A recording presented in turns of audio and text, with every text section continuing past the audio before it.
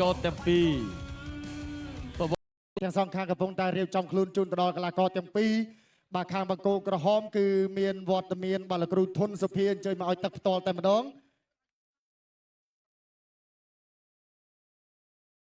បាទហើយបន្តិចទៀតយើងបានទស្សនាការប្រកួតគូមិត្តភាពអន្តរជាតិទី1ដ៏ជក់ចិត្តតែម្ដងចក្រមត្រៀ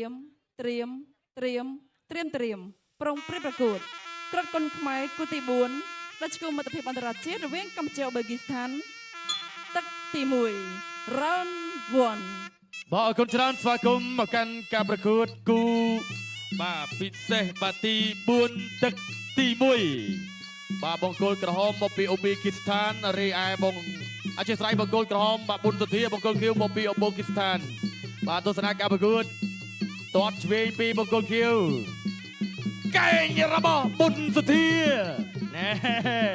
ប៊ុនសុធាចាប់ផ្ដើមឲ្យអាបូស្គុនស្គាល់កែងគុនខ្មែរបាទទាត់ស្ដាំមួយទៀតដើរចូលណែនាវត្តកតុយមួយពីអាបូស្គុនតែកាត់ឆ្វេងពីប៊ុនសុធាទាត់ស្ដាំរបស់ប៊ុនសុធា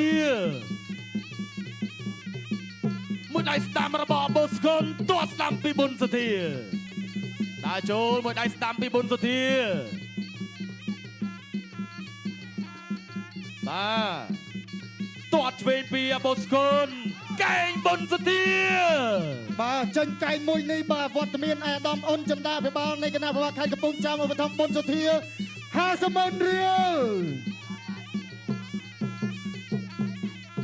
បាទទស្សនាជាមួយនឹងការប្រកួតជាបន្តទៀតទឹកប្រាក់ឧបត្ថម្ភពីអាដាមអភិបាលខេត្តដល់ប៊ុនសុធា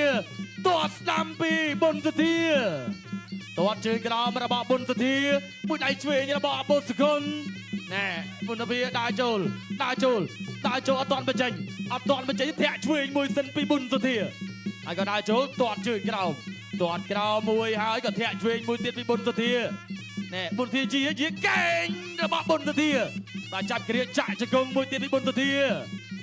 គ្រាអាយយយ៉ាងម៉េចហើយ 1 2 3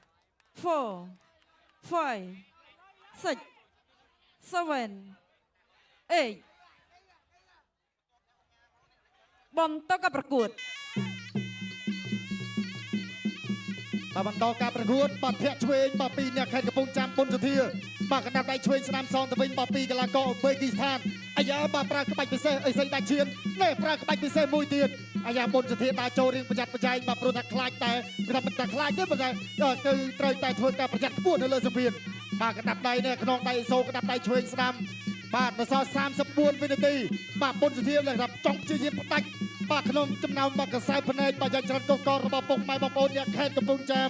បាទដែលជាខេត្តកំណើតរបស់កីឡាករបង្គោលក្រហមបាទដើរចូលសម្លឹងអត់ទាន់ចេញអាវុធបាក់បោះជង្គង់ឆ្វេងរបស់ប៊ុនសុធា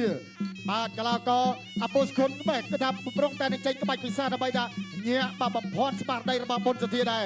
ប៊ុនសុធាដើរចូលកណ្ដាប់ដៃស្ដាំរបស់អាពូស្គុនញាក់ប៊ុនសុធាដូរអង្គទាត់ឆ្វេងរបស់ប៊ុនសុធាទៅជាបន្តទៀតបាទទាត់ជើងក្រោមកណ្ដាប់ដៃអាយយយបាទចូលបាយមិញគេថាចប់ទឹកទី2ល្មមបាទយើងចាំមើលថាបង្គោលខៀវក្រោករួចឬក៏មិនរួច4 5 6 7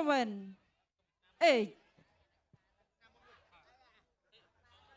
ចាប់ទឹកទី1កំពុងចាំឧបត្ថម្ភបន្ថែមប៊ុនសុធា50,000រៀល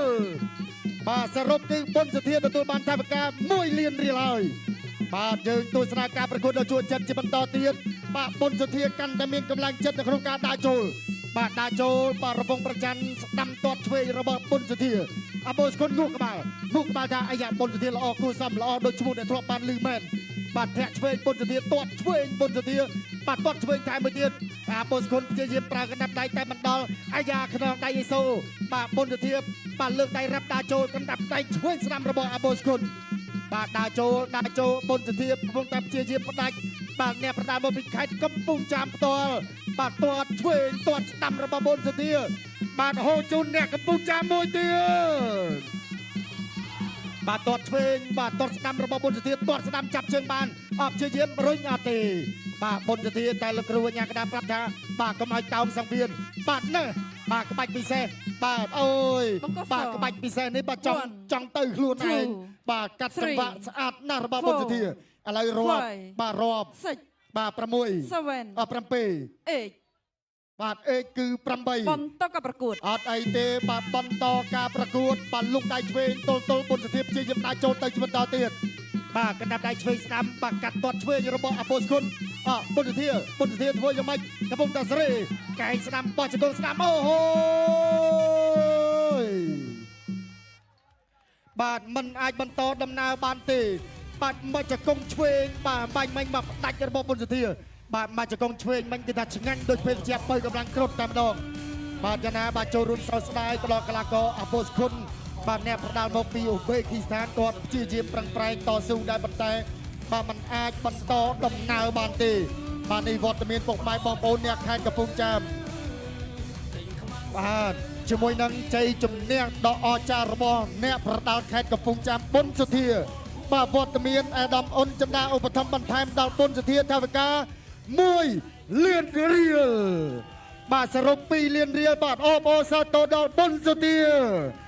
បាទក៏សូមសម្លេងទៀតឲ្យជូនវត្តមានអាដាមអភិបាលខេត្តមួយដូចគ្នាបាទយើងចាប់អារម្មណ៍ការបង្ហាញជូនរូបភាពយឺតត្រង់នេះបាទចាប់ទាញមករបស់បុណ្យសុធាបាទកាច់ផ្ដួលហើយក៏ណែម្ដងហើយម្ដងទៀតបាក់កែងស្ដាំស្ទៀងឆាបហើយក៏ណែមកជង្គង់ភឺទៅត្រង់នេះបាទឆ្ងាញ់ដូចភេទជ្ជៈបើកម្លាំងគ្រុតបាទប៉ុន្តែបាទចូលច្រើនបាទផ្សំពីការ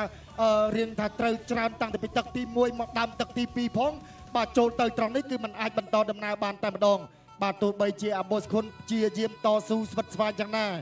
បាទអ្នកកំពុងចាំហូជូនកីឡាករខេត្តកំពុងចាំមួយទៀតបាទអរគុណណាស់ម្ដាយមកចង្គង់មកកែងបោះបុណ្យសុធានេះឆ្ងាញ់ដូចលិះហាលខេត្តកំពង់ចាមអញ្ចឹងបាទអូបាទសូមសម្លេងមួយទៀតបងប្អូនមើល